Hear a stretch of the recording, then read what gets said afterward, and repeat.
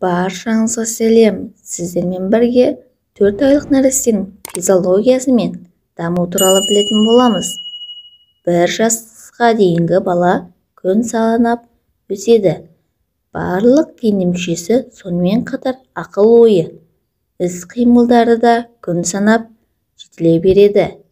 Негізгі балаңызға күнделікті арнасаңыз, артықтық етпейді. 4 айлық баланың бойы орта есеппен 59-68 см аралығында болады екен, яғни 2-3 см өсті деген сөз. Ал салмағы 5,5-8,5 келі арасында болады. 600 граммнан 750 граммға дейін қосады екен. Басы дөңгелек 39-45 см аралығында болады. Іші жұмсақ болады. 3 айлығында баланың асқазаны көлемі ұлғаяды. Дегенмен де басқа қосымша тамақтануға асқазаны дайын емес. Тек ана сүтін ему керек. Осы 4 айлығында баланың аузынан сілекей көп бөліне бастайды.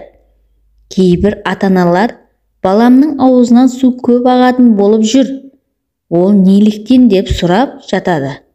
Себебі бала 4 айлығында кез келген затты аузына тыға беретін болады. Ал сөлдің антисептик қасиеті бар десек те, баланың ойыншықтарын арнайы өңдеуден өткізіп отыру керек. Микробтың өте көп мөлшерде кетіп қалуына жол бермеу керек. Тері асты май қабаты жетіледі, қол-аяғда қыртыстары пайда бола бастайды. Тамағының астында бұғағы шығады. Бұлшықеттері жетілуді де арта түседі. Екпетінен жатқан бала басын иығымен қоса ұзақ көтеріп тұра алады, және де алақанын тіркеп кеудесін барынша көтереді. Басын көтеріп жан-жағына қарайды. Шалқасынан жатқан бала қол-аяғын және басын көтеріп отырғысы келетін қимыл жасайды. Осы уақытында шалқасынан жатқан бала етпетінен немесе керісінше аунап алатын болады. Етпетімен жатқан баланың алдына бір зат қоятын болсаңыз, соған қарап ұмтылатын болады. Аяқтарын тырбаңдатып, еңбектеп кеткендей әрекет жасайды. Баланың туылған кездегі гипертонустары толық жойылатын болады. Бала қолына алған затын 30 секундтай бойы ұстап тұра алады.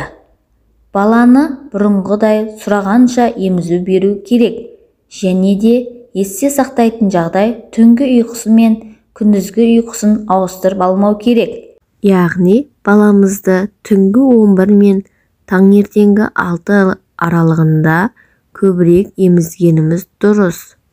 Үлкен дәретке 2-5 ретке дейін шығады. 4 айлық нәрестелерде 2-4 күнде 1 рет отыруда кездеседі. Егер нәжісі жұмсақ болса, іші ауырып мазасызданбаса, уайымдаудың қажеті жоқ. Дені сау, ана сүтіне тойып отырған бала күніне 6-10 рет зәр шығарады. 4 айлық нәрестенің көзіне не түсетін болса, сол заттарға ұзақ қарайтын болады. Ол қозғалмай тұрса да 70-80 см қашықтықтағы заттарды ажырата алады. Көзіне түскен заттарға ұзақ уақыт зерттейді. Осы уақытта өзінің қолын және аяғын ұзақ зерттейтін болады. Ойнайды. Жанынан дауыс шықса 4-5 секунд қатып қалады. Тыңдайды, не екенін ажыратады. Сосын барып дауыс шыққан затты басын бұрып іздейтін болады. Өзімен сөйлескенді, өзіне сөйлегенді біледі. Ата-анасының дауысын бірден ажыратады. Егер күлетін болса, атын айтса, қол-аяғын ербеңдетіп мәз болады. Гүлеп сөйлескісі келеді. Ал егер қатты ұрсып сөйлесе, ренжіп жылайтын болады.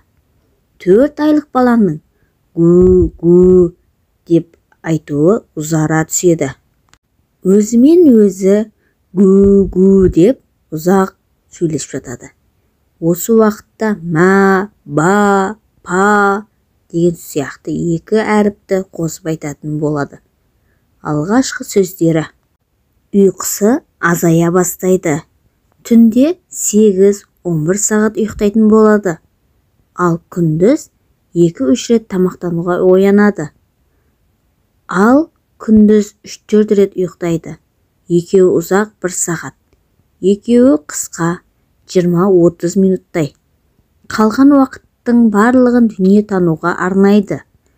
Күн санап өсіп келе жатқан батырмен күресу, бабын табу оңай шаруа емес. Десе де өз бабын күтіп баққан ешқандай күш бола қоймас. Керісінше бақыт сыйлар анық. Достар, сіздермен бірге болған пайдалы кеңестер бір арнасы. Менің каналыма жазылып, қоңыраушаны басып кетіңіздер.